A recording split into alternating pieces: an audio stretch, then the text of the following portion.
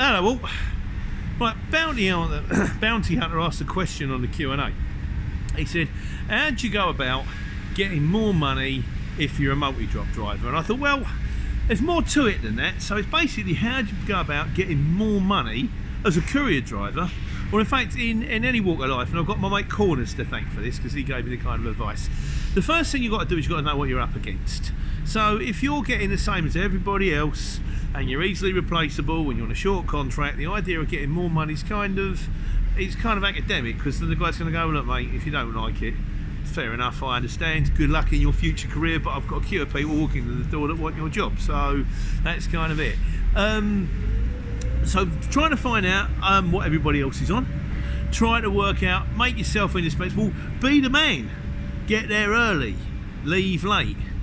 Darren says there's a few things that you can do that bosses really like. Firstly, they like people that are prepared to take on extra work.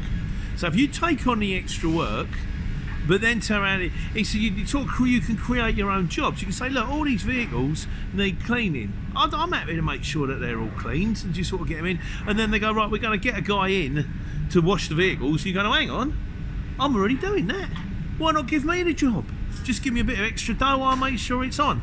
From my point of view, because I'm now an employee, I'm working for the man, what I do is I'm a truck driver. And as a truck driver, you're not going to get the wages you kind of need, so you've got to do a little bit extra. So what I also do is I book the return loads.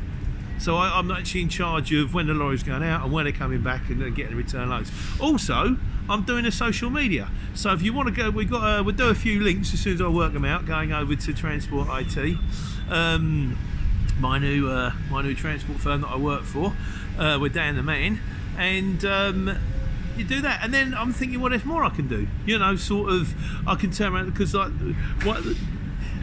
there's a dysfunction between the two, between a guy in the warehouse and the guy at Transport IT. And I go, well, just get me in the loop, get me going as well. So the idea being that I will make myself, hello, I'm getting loaded here. We all good? Oh, where is that? You try to make yourself a little bit more indispensable. Create roles for yourself. So when there might not be a job, I mean, my friend Darren says when he worked in the insurance firm, they were kind of, he come up with a thing to do with human resources, and then it went really well in the department, and they went, we're going to like roll this out sort of nationwide. And he went, well, I'm already the guy, I'm already qualified, give me the job. And then you've got a nationwide job on human resources. It's not always that easy to do. I mean, you're going to go in there and you go, right, I've got some parcels, is there anything else I can do? It's like, no mate, deliver your parcels, bring your van back, give it a wash, see you later. But it's worth a bash. But as the only other thing you can do, of course, is look around. So if you're doing the multi-drop, ask other people, is anybody else doing a multi-drop?